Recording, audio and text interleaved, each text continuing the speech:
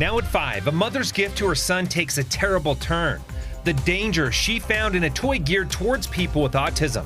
Plus, a mother speaking out after her son's daycare teacher is arrested for child abuse. What she's sharing about her son's injuries. And the final step to make sure your vote counts. Election workers busy certifying ballots. See how some of the tight races we're still tracking have ended. Live, we're there for you. ABC 4 News at 5 starts now. Good evening, I'm Glenn Mills. Emily Flores has the night off. Thanks so much for joining us. During a time when parents are buying their children gifts for the holidays, a West Valley City mother pleading for parents to check warning labels on high-powered magnet toys after those magnets set her son to the hospital. ABC4's Allie O'Rulian live at Intermountain Medical Center in Murray tonight. And Allie, what is it parents should know here? Well, Glenn, these magnets are very dangerous. Braxton's grandparents bought these magnets for him in a sensory kit for his birthday, thinking that they'd just be fun. Now, Braxton is 20 years old, but he is nonverbal autistic. His mom saying that he has the mental age of about 5 or 6 year olds, so he really likes these sensory toys. And she thought these would be a great gift until he swallowed them. Now, after days of throwing up, Braxton's parents took him to the ER. At that time, they were just unsure what was wrong. They took some tests and an x-ray, finding 5 high-powered magnets in his intestines. Now, those magnets stuck together in his intestines, blocking any food and tearing the lining. Now, his mom says doctors performed 2 surgeries, removing 12 inches of his small intestines to fix it. Now he's left with a large open wound to heal. But Braxton's mom says there needs to be more warnings when these magnets are being sold as toys, especially when there's marketing towards kids or people with autism, saying she never could have imagined it could have caused this much harm. This all started from magnets, all of this, and I just thought, that's insane. And we gave this to him. We gave him this toy that has now caused him, he was in the hospital for 2 weeks. Now, according to Intermountain and the University of Utah Health, they say about 16,000 of these cases have come up where kids have ingested magnets in the past 10 years, saying they see one at least once a month or a couple times a month. Now, I'll have more information on what Braxton's saying, what she's urging parents, and what medical professionals are saying coming up on ABC4 News at 6. Reporting live in Murray, I'm Allie O'Rulian, ABC4 News. Allie, thank you. New at 5, the mother of a 2-year-old allegedly abused at a Taylorsville daycare speaking out tonight. Kalisha Brownlee picking her son up from daycare, and she says she noticed he had a busted lip, a bloody nose, and a missing tooth. Brownlee says her son told her that his teacher hit his head against a table, but when she asked the daycare about it, she says they were dismissive, so she called police. She just didn't treat me and my kids the best when I asked her about the situation.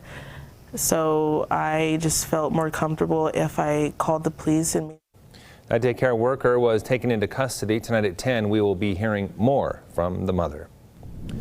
Now to new video capturing the intense moments when Salt Lake City police officers shot a man sitting on a bed in his garage. The never-before-seen body camera footage showing when a call for help turns dangerous.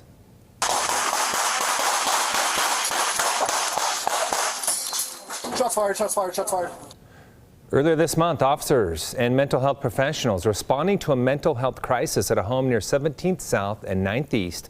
While speaking with a family member and the mental health team, police say 37-year-old George Gula became agitated and suddenly shifted to the foot of the bed. That's when officers fired multiple shots, hitting and critically injuring him. Put your hands on the bed! Help me! Put your hands up! Can't move! Can't move! In the video, you can see an officer pull what appears to be a gun from the bed. Gula is still in the hospital, is expected to survive. No charges have been filed, but police are still investigating. Now to new developments in a shooting that killed a 29-year-old woman. The suspected gunman has turned himself in. According to police, 37-year-old Dustin Peterson is now being charged with murder. On Sunday, investigators say Peterson and his friend were arguing with the victim's boyfriend at a downtown nightclub. It turned violent in the parking lot when police say Peterson shot and killed Nicole Olson. Peterson taking off with his friend but turning himself in the next day to the Kane County Sheriff's Office. So I don't know why he ended up in Kane County, but obviously he did leave the scene of the shooting that occurred downtown and ended up in Kane County, and we were able to take him into custody there. Now, according to police, Peterson claims he fired one gunshot to scare people off. Salt Lake City police are asking any witnesses or people with any information about this shooting to please contact them. Now to Sevier County, where multiple people are homeless tonight after a massive fire tore through an old motel building that was converted into affordable housing apartments. That fire breaking out about 7 o'clock last night in Richfield. Dozens of people inside the building were evacuated, and some were taken to the hospital with minor injuries and smoke inhalation. The mayor saying they've already seen dozens of donations coming in to help the victims. Live in a small area, and when things like this happen, all of our community comes together. The Red Cross also helping those who lost their homes in the fire. We're told the roof collapsed in the fire and the building is likely a total loss. Turning now to a first look at the weather forecast with Chief Meteorologist Alana Brophy. And Alana, a lot of people hitting the road for the Thanksgiving holiday. How is the weather looking? A busiest travel day of the year, Glenn, and we've got quiet conditions in the Beehive State. We actually are keeping track of weather across the country, and we're not seeing any delays. Pretty smooth for an incredibly busy day. All of our major airports running on time. We've got moisture in the Pacific Northwest as well as towards Florida and the southern plains, the lower Mississippi Valley, but not bad. Closer to home, 37 degrees. We've just got light winds out there, but the big talker today is that inversion. Gosh, it's bad. As we take a live look from Ensign Peak, you actually can make out that inversion layer as the sun begins to set, goes down at 5:04. This is what we're breathing in. We've trapped that cold air on the valley floor and the pollutants, and that has impacted air quality. At this hour, we're sitting at moderate air, but it looks terrible out there. Moderate air with elevated particulate matter in Salt Lake, Davis, Weber, Box Elder, Cache Valley, Utah County, and even on the eastern side of the state. So we know this high pressure has been in control, but changes now brewing. Increasing cloud cover from the Pacific Northwest. We are tracking our next cold front. The impacts coming up in my full forecast in just a few moments. Glenn, back to you. All right, thank you, Alana. Election offices in Utah may be just as busy today as they were on Election Day, as the canvassing period now comes to an end. ABC4 Northern Utah correspondent Kate Gardner explains. Election Day was 2 weeks ago already, and today every county across the state is certifying their election results, or making them official. Under Utah law, election offices have 2 weeks after Election Day to tally up the results. Any ballots that came in that were postmarked the day before the election, or people who are curing their signatures, or any other issues they'd have with their ballot. Maybe they forgot to actually put their ballot in their envelope and they returned their envelope. All of those voters have been contacted prior to us certifying the election, letting them know why their ballot wasn't counted, what they can do about it to get their ballot counted, and when they have to have that done by. That's what we spend the next 2 weeks figuring out so that everyone's vote gets counted. In fact, last night at 5 o'clock, that was the final deadline. I had staff here at that very last moment. We had 3 more that came in. At the end of those 2 weeks, the Board of Canvassers for a county meets with the elections office. Nothing is official, nothing is final until that canvass takes place. This is the end. We are done with the election. It'll then basically all get sealed away and stored for 22 months in a secure location. The Weber County Elections Office will be canvassing today at 5:30, and by the end of the day, every county across the state will have certified its election results. Reporting in Ogden, Kate Garner, ABC4 News. Now that those results are final, here are some races of note. Democratic incumbents losing 2 seats in the House. House District 26, Republican challenger Quinn Cotter defeating Representative Elizabeth Waite. Also in House District 27, Representative Claire Collard. This was a close one. Look at those numbers there.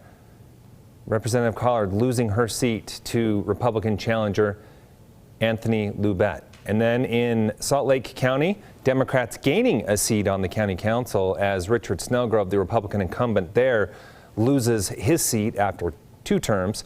Current state representative Suzanne Harrison winning that election with 55% of the final vote. In a unanimous vote, the Salt Lake County Council approving $2.5 million to expand mental health resources. The money from the Federal American Rescue Plan will go towards temporary mental health receiving centers located at the Huntsman Mental Health Institute. Officers can take those suffering a mental health crisis to a safe place where professional help is available. Council members saying this will benefit the entire community.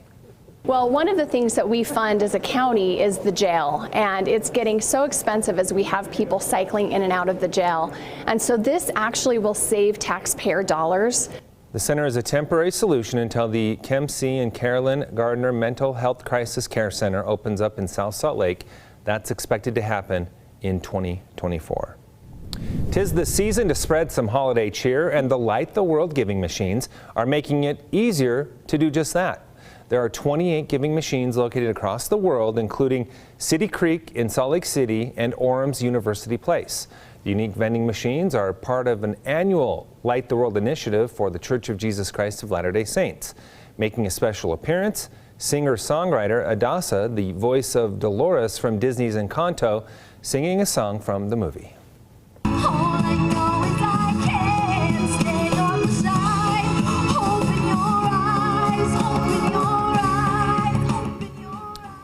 In each giving machine, you can buy items such as food, clean water, healthcare services, shelter, and even livestock to help those in need. And speaking of giving, the ABC4 News team helping Toys for Tots gather donations to brighten up the holidays for children in need. You can drop off new and unwrapped toys or gifts for toddlers to teens age 15 years of age to any Papa Murphy's location or right here at ABC4 until December 18th. Still ahead, heroic stories out of a deadly shooting at a nightclub in Colorado. Hear from the survivors who jumped in to stop the suspected gunman.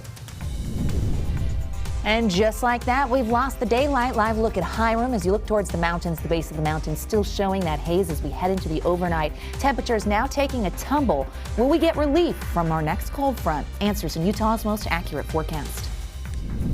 And what's news to you matters to us. Report breaking news or share your story tips with us. You can contact us on the ABC4 News tip line, online at abc4.com/tipline, or at the number right there on the screen.